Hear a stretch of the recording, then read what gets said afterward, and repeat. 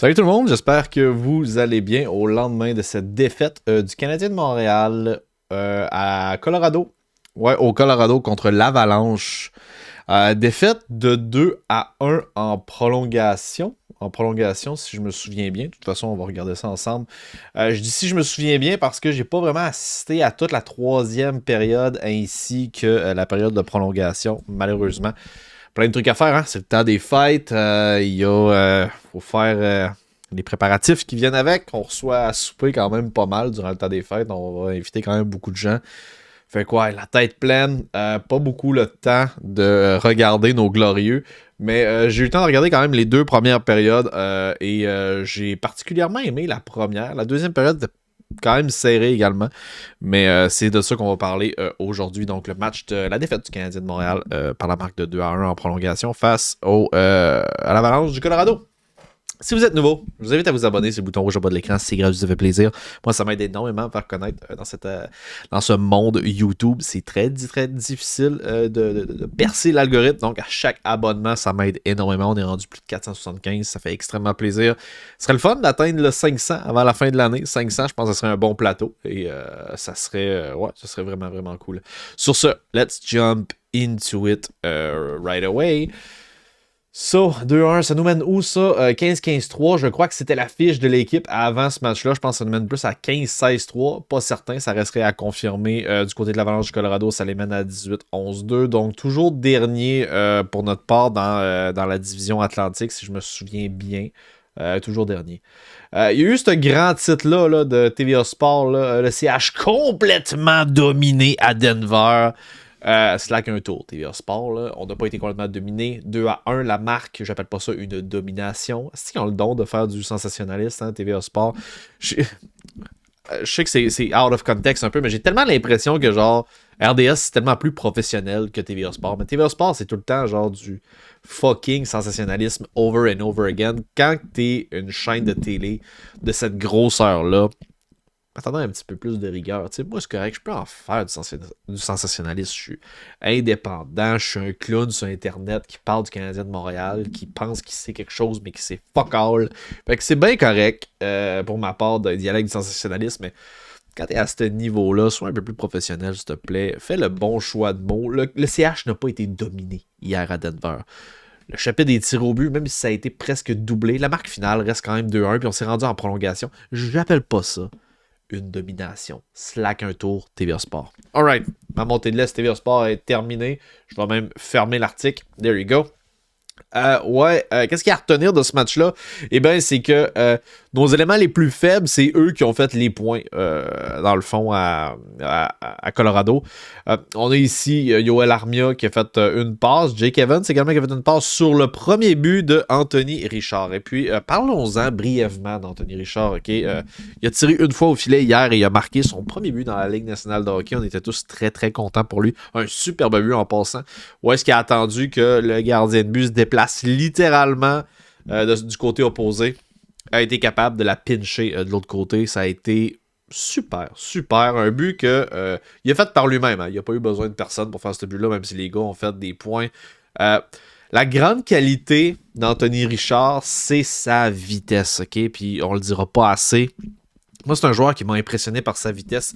Je pense que si tu avais adressé une moyenne dans la Ligue nationale de joueurs qui sont rapides, je crois qu'Anthony Richard est un petit peu au-dessus de la moyenne de la Ligue nationale en termes de vitesse. Donc, c'est vraiment un bon atout pour lui. Il me fait beaucoup penser à quand Rem Pitlick s'est amené l'année passée avec les Canadiens de Montréal. On s'attendait crissement à rien de Rem Pitlick. Puis finalement, il avait été tout feu, tout flamme. Il nous avait fait voir toutes les couleurs l'année passée. Malheureusement, vous le savez tous, cette année, c'est différent. C'est beaucoup plus difficile pour lui. Mais j'aime le prototype de joueur qu'est Anthony Richard. Le gars est excellent. En transition, super bon dans la zone offensive, prend des bons lancers. T'es intelligent avec la rondelle, j'aime ce que je vois. Son jeu défensif, j'ai pas grand chose à redire non plus, malgré qu'il joue probablement avec un des meilleurs centres défensifs de l'équipe aussi. Fait que ça l'aide.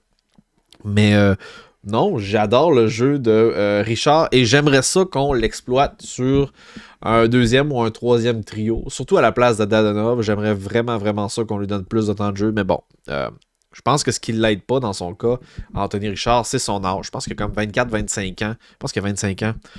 Genre, le fait de commencer aussi tard dans la Ligue nationale de hockey, c'est comme... Je pense qu'on veut lui faire gravir les échelons, tranquillement, pas vite. Je pense qu'on veut pas lui donner tout d'un coup. On veut qu'il le mérite. Certainement qu'avec le match qu'il nous a offert ce soir et le match qu'il nous a offert la première shot, il va mériter plus de temps de jeu, je crois. Moi, je le ferais jouer davantage. C'est un excellent joueur de hockey présentement qu'on a. Écoute, c'est wide open. Après, faut pas oublier qu'après, qu'on va savoir débarrasser de des gars comme Dadonov, Drouin, qu'on va savoir débarrasser voyons, si on est chanceux, on pourrait se débarrasser d'Hoffman, mais tu sais, Byron qui finit à la fin de la saison, il va avoir des postes de vacants dans cette équipe-là à combler. Sur les 2 dernières lignes. Et je pense que Richard peut facilement faire un top dans le top 3e ligne de cette équipe-là. Il pourrait aller chercher un poste. Ça va être wide open, comme je l'ai dit, d'ici la fin de la saison. Sinon, qu'est-ce que j'ai aimé également? J'ai quand même aimé, je vous dirais, le match de Kirby Dach, Cole Caulfield. J'ai trouvé que les deux avaient super bien joué. Je pourrais pas en dire autant de Suzuki. Suzuki, c'est mon joueur préféré avec les Canadiens de Montréal. C'est mon joueur préféré, legit. Je commence à être un peu inquiet. Pas inquiet parce que je pense qu'il joue mal. Je pense qu'il joue du bon hockey. Je le trouve un petit peu plus mou qu'en début de saison. Je sais pas si c'est l'énergie qui est descendue, l'intensité. Faut pas que tu oublies que Nick Suzuki, c'est également, non seulement c'est le capitaine, avec beaucoup de pression dans cette équipe-là, mais au fait qu'il est utilisé aussi, c'est ton premier centre, c'est ton capitaine, c'est un jeune joueur encore en développement. Mais rajoute le facteur que c'est un Ironman. Okay? Nick Suzuki, c'est un Ironman. C'est un gars qui manque jamais un crise de match de hockey. Je pense que ça commence à peser lourd, tranquillement, pas vite sur lui. Je le trouve un peu plus lent qu'il était en début de saison. Il va certainement ralentir. Je m'attends à ce qu'il ralentisse. J'espère qu'il le fera pas. Mais je vous le dis, en primeur, là, on est le 22. Demain, c'est le 23 décembre. Je crois qu'il commence à ralentir un peu. Je pense qu'il commence à ralentir, puis ça m'inquiète un petit peu. Ça m'inquiète.